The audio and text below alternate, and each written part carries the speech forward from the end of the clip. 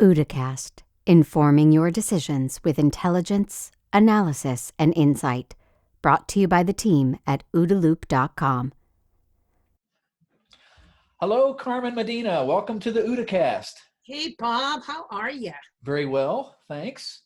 And I'm so excited to have you here because, we want to focus this podcast on people who want to keep learning and thinking and understanding the world around them. So we invite thought leaders like you into the conversation.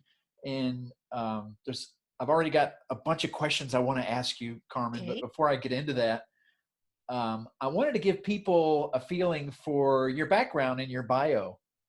So can I hit a few high points and then ask Sure. you if I left anything out? Yep, Well, absolutely. You spent a career in analysis Yes. in the intelligence community at the Central Intelligence Agency. And you worked in several positions there, including head of the Strategic Assessments Group. And you then went to become the Deputy Director of the Central Intelligence Agency for Analysis. Correct. And to me, I was in the intel community in or around it most of my life. And I always regard that position as the number one analysis position in the community. You're a leader, a manager, a thinker, a trainer.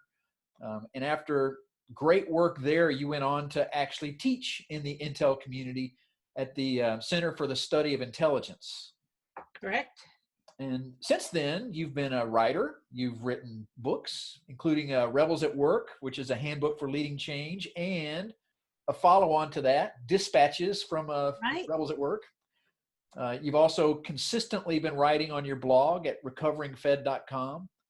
You've worked in industry with Deloitte and your own practice. And did I leave anything out there, Carmen?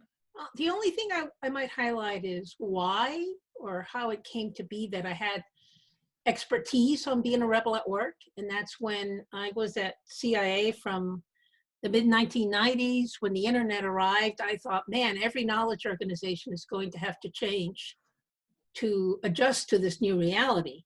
And the CIA was slow to pick up on that. And so I was sort of forced into this position of being a heretic at CIA, arguing for something that the organization didn't believe in. And I made all the rookie mistakes. And that's what led to the writing of the book, Rebels at Work. Rookie mistakes like what? The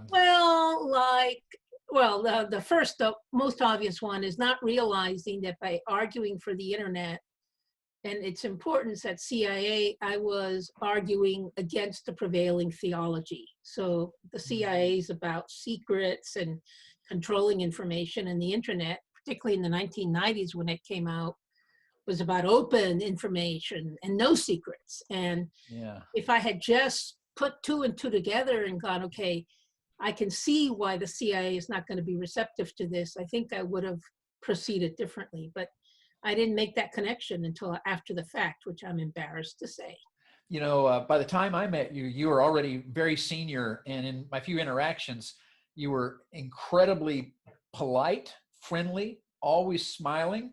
And I tell you, when I was a more junior person in the intel community, I didn't have that together. And for some reason, I too frequently would be the skunk at the party. And I know that's the wrong way to be a rebel at Absolutely. work. Yeah. And were you always so polite and friendly and courteous? That's a good question. I mean, I'm an introvert anyway. That's my natural disposition. And I try to be cheerful. I think my sense of humor is always on, or my sense of whimsy or the absurd.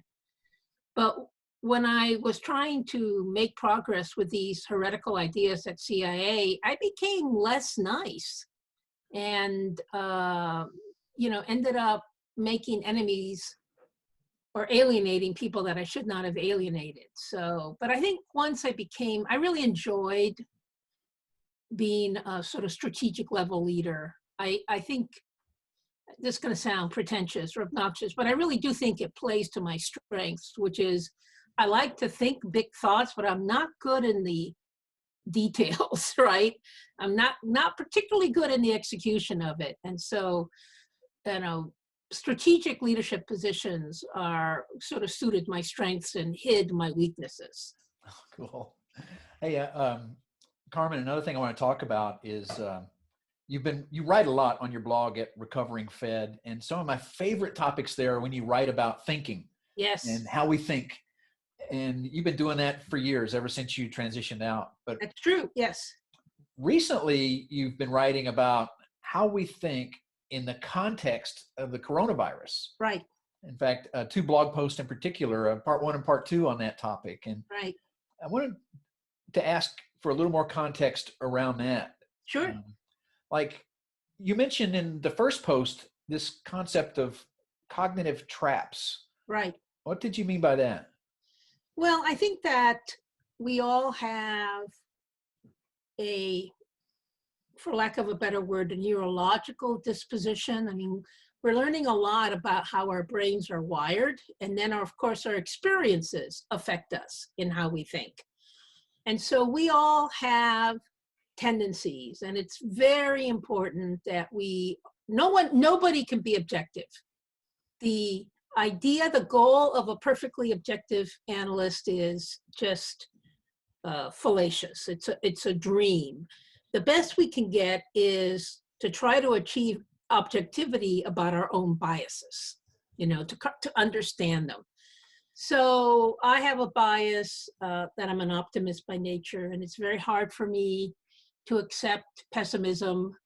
For example, something I got wrong, I just didn't see how Yugoslavia was going to break up in the early 1990s. I couldn't figure out why people, who had McDonald's would fight a war. And that was definitely my pessimism bias showing up. A bias that I think has affected us during this COVID-19 period is this bias that I think almost all of us have, which is to just kind of assume that worst case scenarios don't happen. Worst case scenarios are unlikely. And in reality, the impact a particular situation is going to have is independent from its probability. So they are 2 variables that are independent of each other, and yet in common thinking, well, not just in common thinking, among policymakers, it's very normal to think, oh, well, that's the worst case scenario, so it's not going to happen. And I think that's what happened with COVID-19. People could see what was happening in China and then Italy, Iran and then Italy. And for reasons that has completely escaped me, they assumed it would not occur in the United States. It's now, in retrospect, you can't really explain it, but we lived through it, so we know that happened. Right. In fact, early on, way before Italy, before Japan, before South Korea, there was Wuhan. Right. And you were looking at that then and thinking something was up. I sure was. I recall being at a conference in mid-January, January 16th in Minnesota, and there was a contingent of attendees there from Seattle. And I was thinking, golly, if the virus, or when the virus comes to the United States, Seattle's going to be a likely initial port of entry because of the Asian American connection. And of course, it was Lunar New Year. So there was a lot of travel going on. And when I looked at what was happening in Wuhan, and that the Chinese government was closing down, essentially, it's Chicago, right? It's major industrial city, closing it down, and closing Lunar New Year, right? Stopping the celebrations. I was thinking, wow, why would a government do something like that? That is, for the Chinese Communist Party, whose legitimacy depends upon economic growth, it just made no sense to me.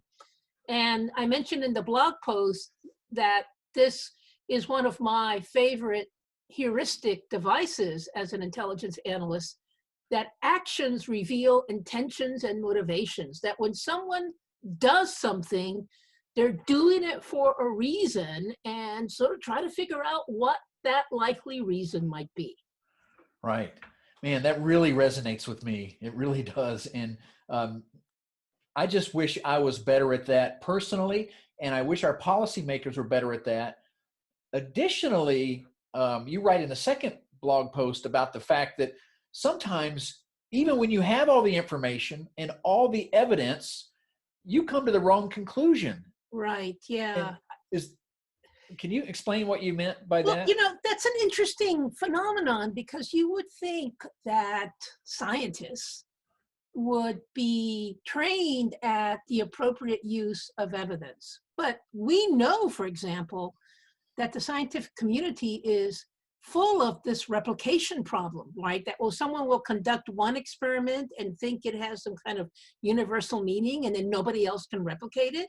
So when you draw definitive conclusions, you really have to have a strong body of evidence. And the corona crisis shows that, you know, everyone, not just non-experts, but scientists and politicians, are all prone to cherry pick the evidence that suits their bias. And, you know, I loved when people would say, oh, it's no more dangerous than the flu, only 500 people have been killed. And I'm like going, well, it's just gotten started. I mean, there's this element of time as it unfolds, right? We're going to have more casualties. Even that Stanford study, the first iteration of the Stanford study that people point to as one that is not as bleak as so many of the others.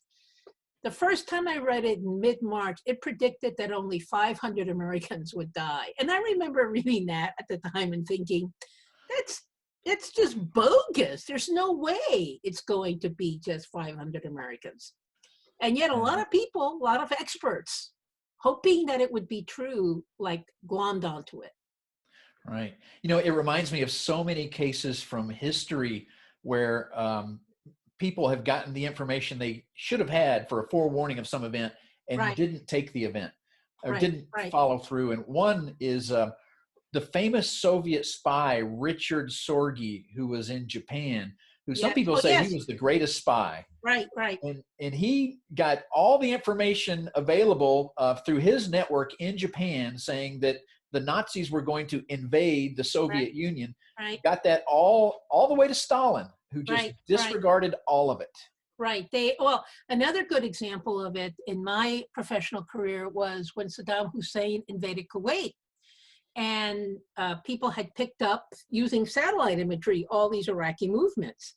And I remember one person trying to explain that away by saying, oh, it's just for show. And I'm thinking, well, it's only for show if you have a satellite to see it. Otherwise, it's just stuff being done in the desert where nobody is seen. So it just doesn't make any sense. But again, I think, you know, we're really in danger of falling into a cognitive trap when something happens that breaks norms, right? And because norms are norms for a reason. That's how the world normally operates. We don't normally have pandemics. And we have a tendency, it's another way of saying the worst case scenario is viewed as unlikely. We have a tendency to just wave away evidence of norm breaking. Oh, that's not happening, right? Yeah. This is fascinating. And see, this also relates to another topic you wrote about, which is tools, and the fact that, you know, like those satellites looking over the desert, if you didn't have that tool, you know, you wouldn't have had that data. Right. But you write about the fact that knowledge tools really inform the decision making. And what did you mean by that? Well, everything that we know, and we forget this, is a function of our tools for knowing. And our tools are always incomplete. I don't, only an omniscient being, God, has a complete set of tools. So right now, our tools for understanding the virus are models, but these models all have some kind of bias built into it based on the assumptions that the modelers make to create the model, right? And so we have to be very humble. We have to understand that our knowledge is always incomplete because our tools are always less than perfect. And for intelligence professionals, this is particularly true because our tools, secrets, and intelligence collection are naturally biased, right? They're naturally biased because we pretend, I think, that secret information is better than open source information. They're naturally biased because, you know, we can only see what the satellite sees or only hear the communication that's intercepted. And we don't know what percentage of reality any of those things represent. So our tools are incomplete, our knowledge is incomplete. It only reflects a certain unknown percentage of reality. And yet we have to make decisions based on that. Right. So mental models are also tools. Yes, right. And absolutely. I think maybe that is our great hope. If there's training going on, because obviously we can study this. Daniel Kahneman, for example, Jay Yes. Richards Hoyer, all Yes. that great work that you did at the Center for Intelligence. Maybe our hope is that we can teach analysts to understand all of these biases and knowledge gaps and problems with tools and improve the outcome. Right. Yeah, absolutely. I think that a great analyst is really, in a sense, a philosopher of knowledge, in that he or she spends a lot of time trying to understand the limits of what is knowable. Right. And it's difficult, though, because policymakers crave certainty. They crave certainty and assurance. Yeah. Right. You know, for the CEOs in our community, that's what they crave also. Yes. They like to have a nice, predictable pipeline of coming business, and they want a good, accurate assessment of their competitors. Right. And now in this pandemic, you know, even though it could never be truly accurate, and I think most good CEOs are good at ambiguity anyway. Yeah, right. But now it's all ambiguous. Right. Exactly. You know, we don't know whether it's going to be a sharp V or a very long and shallow U recovery. We don't know if there's going to be a second wave. We don't know if we're going to have a vaccine. We just don't know. And so therefore, we have to try to assume the posture that offers the most resilience.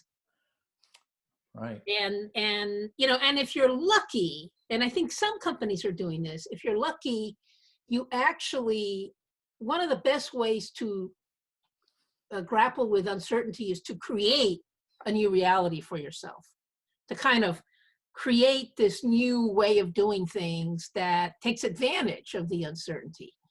And I can't think of them right now, but I think there are some companies that are trying to figure out how to do that. So for example, if you embrace working from home and are, rather than see it as some kind of necessary nuisance, actually go, okay, what are all the new things we can do now? How can we cut costs if everybody's working from home, for example, right? Yeah. Well, I'll tell you, Carmen, one of the new realities for my company, OODA, is this very podcast. Right. Because Matt DeVoe and I were planning our big conference on 19 March, and we're so excited about that. And about 2 weeks prior, we realized that this pandemic is coming sooner, vice later. Yeah, right. We always knew it was coming, but we knew we had to cancel. And, no, you guys made a very good decision. Well, thanks. And yeah, as soon as we did, we realized hour after hour that was the right decision. Mm-hmm. But then we had to think, you know, what do we do? Well, we want to exactly. keep interacting with our community. We want to do these kind of video things where we invite thought leaders like you to interact with the community. And it would not have been done except for the pandemic. Yeah, I think that that's one of the best practices for dealing with uncertainty is you can't stop creating.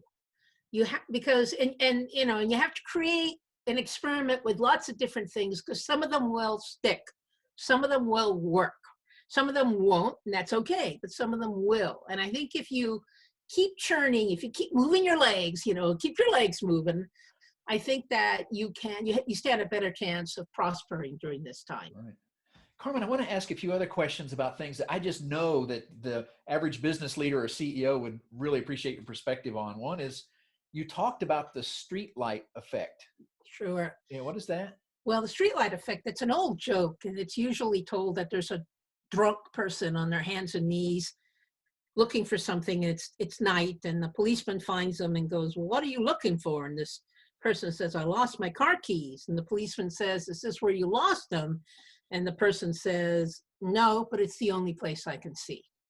So it's just another reflection on this problem of evidence, that sometimes we just take the evidence that's available to us and use only that to make a decision. And at a minimum, I think you need to go through the thought exercise of asking yourself, okay, this is all the information I have.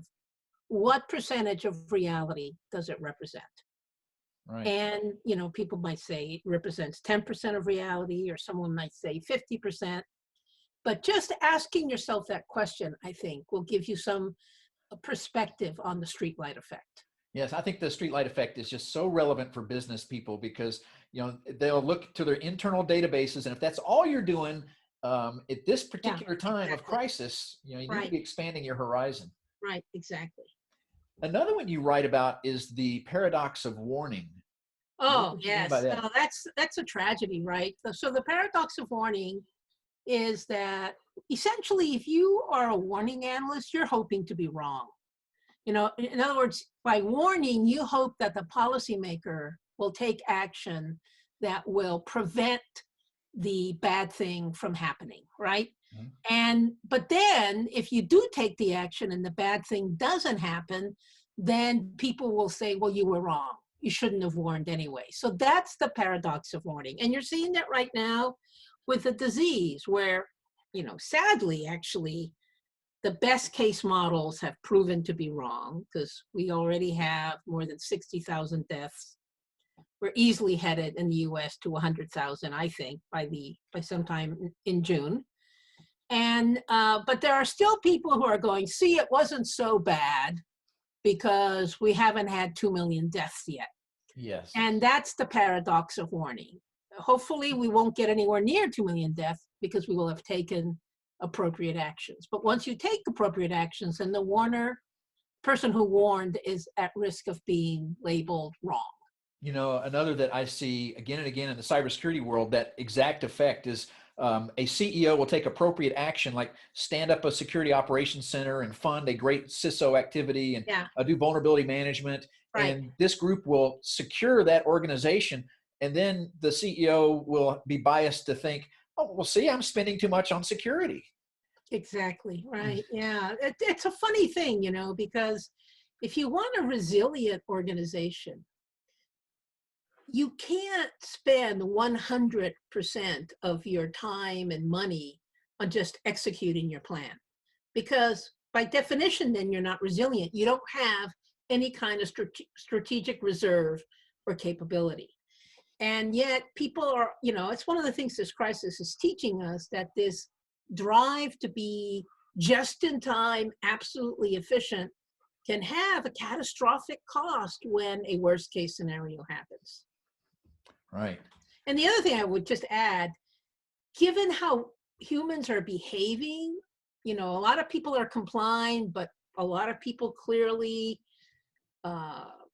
object to any rulemaking by authorities on how they should conduct their lives. I think that has implications for the cyber community, right? A lot of people are skeptical about expertise and professional advice. And even during the pandemic, they have remained skeptical about expertise and professional advice. So that should give cyber professionals pause about the, you know, the motivations and the thinking ability of the average person in their business. Right. This does give me pause. And it also raises another issue, which is going back to your discussion about actions can reveal intentions. Right. If you look at what the cyber actors are doing right now, there were some in the community who hoped that maybe they would back off a little bit. Well, the criminals are doing what criminals do. And in fact, they're getting more aggressive. Yes. And they're doing, you know, cyber fraud, regular fraud. I've seen them do DDoS attacks against organizations that are trying to make vaccines. I know. It's so counterintuitive, but they're just attacking and attacking and attacking. So to me, you know, your point about actions show you something about intent. This is their intention forever. Yeah, right. It's a really good point, right? So they're sort of malevolent, destructive motivations have become evident. Yeah, cool. Carmen, I want to switch in just the final couple of questions, please, if that's all right. Sure. Ask about you and your sources of information. Oh, Any yeah. advice you have for what I should be reading, or what our other readers should be reading or viewing or thinking about? Yeah, what good well, books or good article sources? Yeah, I tease. I don't tease actually, but people think I'm teasing when I say that Twitter is my knowledge strategy. And I really value that stream of random information that I get through Twitter. And what it does is direct me to sources of information that are more likely to have unusual, offbeat, early reports on important developments. I don't know if you read about how I think it was the health minister of Taiwan, and Taiwan's done a great job on the pandemic, how they first got wind of it through a Reddit post. No, I didn't see that. Yeah, and then the next day they said, okay, something's going on and we need to start getting prepared. Well, I don't do Reddit a lot, but I do look for quirky and different things. I think it's okay to follow the mainstream media, but they are always 3 or 4 days behind the times on important stories. Just recently, I came across a resource, a scientist type, I think, who's blogging on a science platform, who's giving kind of day-by-day reporting on vaccine developments. Very technical, difficult for me to make sense of, but I know that this is really ground truth in a way that the diluted stuff I get through the media is not. I like to look for the offbeat, and I think that, I don't have a job with any organization, so I can spend 100% of my time looking for offbeat information. But I think that anybody should say, okay, 20, 30% of my time, I'm going to go off the beaten track. What I often do is when I find an interesting article from one source, I put it on my reading list, and I just keep going back to it on a regular basis to see what other new and different things they're reporting.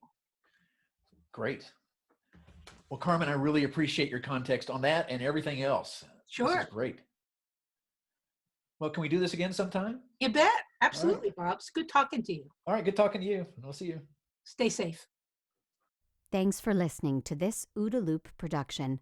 For the latest analysis on cybersecurity, technology, and global risks, please visit www.oodaloop.com.